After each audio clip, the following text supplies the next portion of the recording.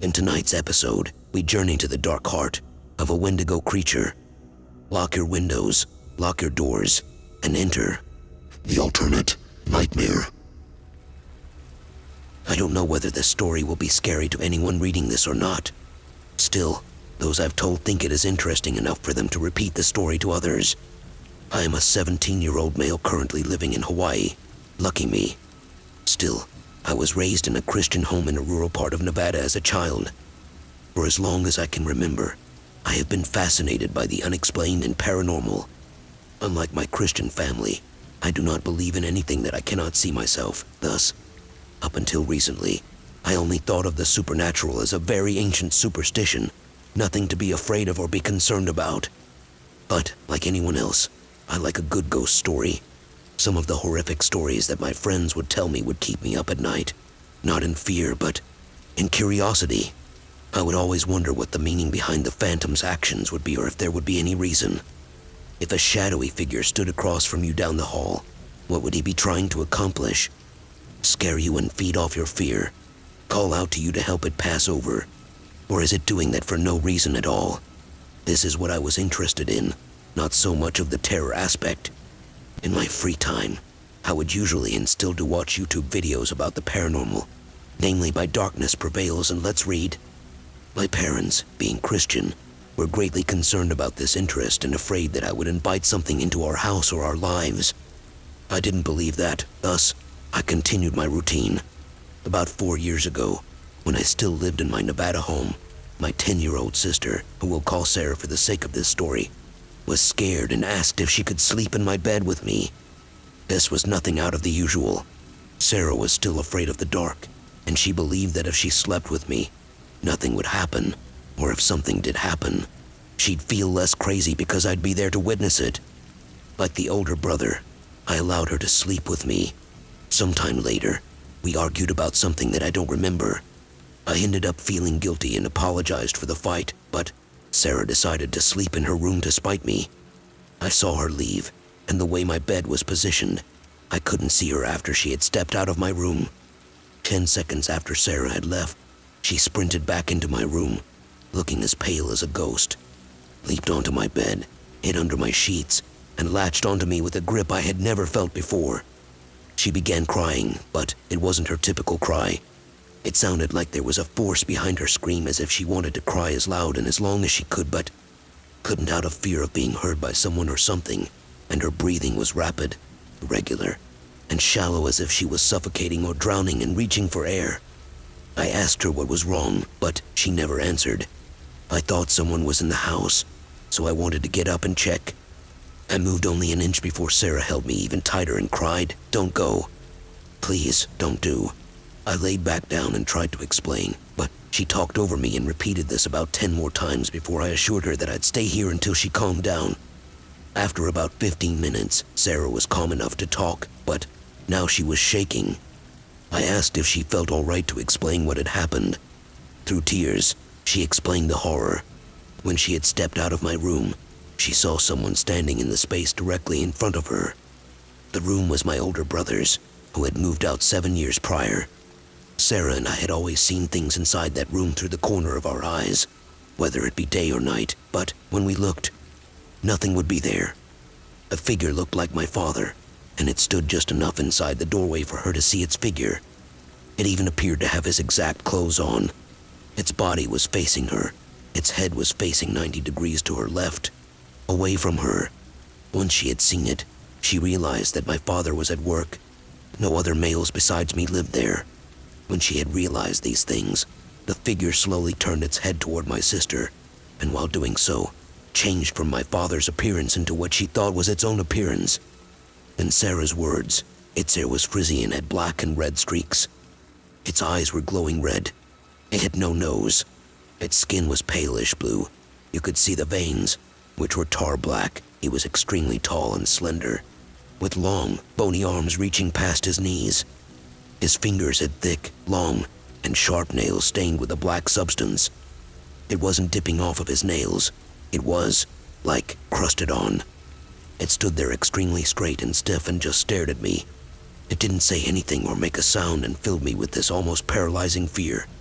Seeing this, she wanted to run to my parents' room down the hall, but she feared that she might not make it before this thing caught her. So she glanced behind her to see if my door was still open so she could dash into my room. The figure was 2 feet closer to her when she looked back, still retaining the same posture and unwavering stare. As soon as she saw this, she turned and bolted into my room.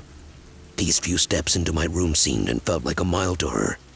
She felt it get closer and closer with each step she took. But right as she set foot in my room, she felt it stoppin' or leave, but she never looked back to check. Then she launched herself onto my bed and hid, latching onto me. Once she had finished, I wanted to believe that this was true and see for myself, but somehow I knew it wouldn't be there now. I thought about telling our parents about this, but who would believe it? I knew they wouldn't consider it. No parent ever does or wants to when this sort of thing happens. You just had a nightmare, they'd say, or it was just your imagination. Thinking about their response got me doubting Sarah's story, but the utter terror and exhausted look that my sister had made me dismiss my doubts. Eventually, we decided to tell our parents. I went first, of course, with her tightly hanging on behind me. When I left my room, I didn't see the figure, which I knew would happen and made me feel relieved and bummed at the same time. Upon reaching our parents' room and telling them about it, they said the exact things I predicted. After nice hearing their response, my sister snapped and began yelling through sobs at them. What was I thinking? I should have never told you. You never would have believed unless you saw what I saw. I thought telling you would comfort me, but instead, you're sweeping it under the rug and telling me that I'm crazy. Sarah is a sweet and respectful girl. She never raised her voice at our parents, even if she wanted to, so this caught our parents' attention and fully woke them up. Through this outburst and my account of the event, they realized that this was indeed true. My mom called a pastor, then 12:51 a.m., to come to bless the house. The pastor prayed, burned incense, and other rituals to cleanse our home. I didn't believe any of this worked, but it made my sister feel a little more at ease. So that made me feel better. My parents and Sarah never told anyone of this, still believing it could be some imagination. I only told a few close friends when they would sleep over. Fortunately, we moved 2 years later to Hawaii, leaving that thing behind. Although other things, such as bowls falling out of the cabinets by themselves or random but ghastly screams, have happened, nothing ever occurred, before or after, that was as serious as this. After this event, I wanted to know what my sister saw, so I searched online for what it could be. I thought that it could be a Wendigo, rake, or skinwalker, but all of those things would have killed my sister, and probably all of us it was any of these things. So if you think you know what this could be, please write it in the comments, and thank you for reading this exciting story.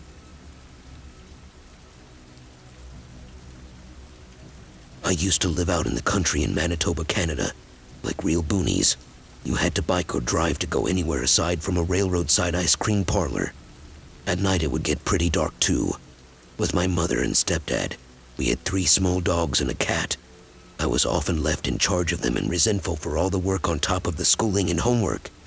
Still, I loved the animals, so I couldn't blame them too much unless they made a huge mess. Then I'd be pretty ticked, but that's not entirely relevant. What it is that I would routinely take them all out before going to bed, and I would go to bed very, very late at night like any 14-year-old with such lax parenting. Emma, Lady, and my dog Carmelita would usually stay in the front yard, a vast acreage of flat land with a tiny ditch. It was easy to see the small dogs and call them back in. Sometimes Emma would wander. My mother's cairn terrier had a bit of a rebellious side to her, but it wasn't her who took off this night. It was Lady, the cocker spaniel. She was a protective and watchful eye while the others were primarily divas. Frustrated, I ran after her around to the back of the house, a steep slope toward a waterbed that offshoots the Red River. What I saw slowly sprawling across the pitch still gives me chills. These things were about chest height to me and 20 feet away, pale tan or gray mostly. No tails, no muzzles, but on all fours with long legs that were longer in the front. They turned their almost featureless faces up to us at the top of the slope. Their eyes were large and glowed in the faint back porch lights like giant marbles. Luckily, Lady had frozen at the top with me, her hackles raised like a hyena. The creatures were still walking, but were bobbing their heads about looking at us. I grabbed the dog by crouching quickly, frightened we'd be attacked. and bolted around the side to the front again, calling for the others to come inside. Emma and Carm were already sitting at the door waiting for us. I guess they figured it was too chilly for them to stay out so long, but truthfully, my out-of-shape self was boiling from the adrenaline. I refused to take them out after dark, which unfortunately resulted in many messes I had to clean up. I would occasionally see those strange things crossing our backyard after that. They'd only look up at my house if I had the lights on and was moving in clear view. Another night I woke up, radio flashing 1 a.m. or something close to that. I wasn't sure why I woke up until I realized I wasn't alone. I slept in the basement at that time. My window overlooked the backyard, but only slightly. It was located under the back porch, which could be walked under if you stooped a bit. One of those things, with pale skin and huge green eyes, lowered its head as it looked in through my window. I froze. I'm not even sure if I moved at all after waking up. It bobbed its head around for a brief time only and then quickly bolted off as if something had frightened it. I have no idea what they were. They almost acted like deer, but they hardly looked like them. Their bodies looked closer to misshapen dogs or humans. From what I could tell, their faces were hard to see, but they had no muzzles and huge eyes. I tried looking up what cryptids or myths were native to where I live, but everything just sort of points to Wendigo or skinwalkers, and I'm not entirely sold on either. On the other hand, I saw them too frequently for them to be a random misinterpretation of another animal, and aside from simple distance making it hard to discern their faces, they stuck around long enough for me to get a perfect look at their form. So what the hell was I seeing out there?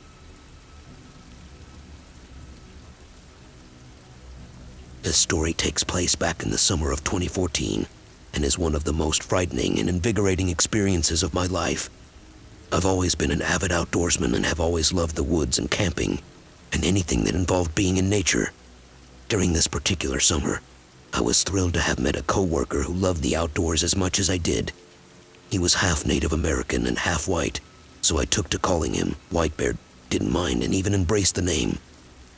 After meeting him, it wasn't too long that he invited me to go camping on his family's land one weekend, and I was exuberant.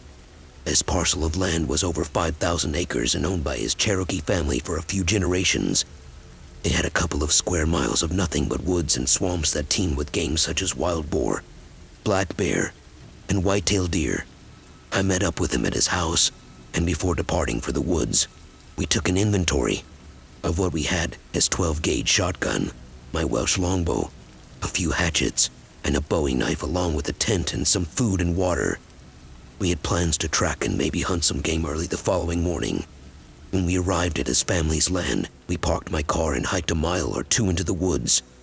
It was beautiful and lush. The forest was loud with birds and smaller animals chirping and whatnot.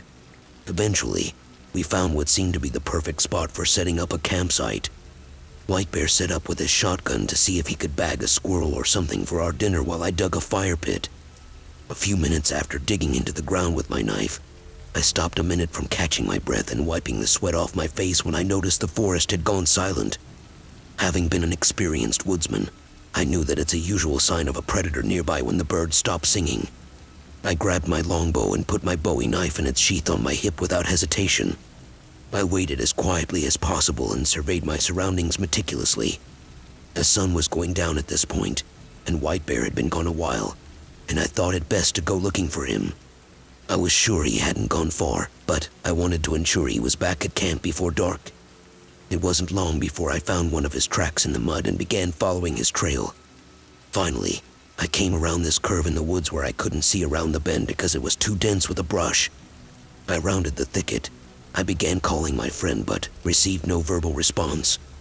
I had been calling him about 30 seconds or so when the bushes in front of me started rustling like something big was attempting to pass through them. I called out to White Bear, thinking it was him, but with no response. I raised my bow with a 3-bladed arrow already notched and drew it back, ready to lose. Eventually, White Bear's head popped out, and he looked at me with a startled look on his face. "Shit, man. Don't shoot," he roared. I was relieved it was him and asked him why he didn't respond. He said there were deer signs in the area, and he didn't want to scare them away. We made our way back to camp just as the sun set and started to cook some beans and talked about past camping and hunting experiences we had. He and I both had a lot of stories to share since we both had already seen a lifetime of adventure. It seemed.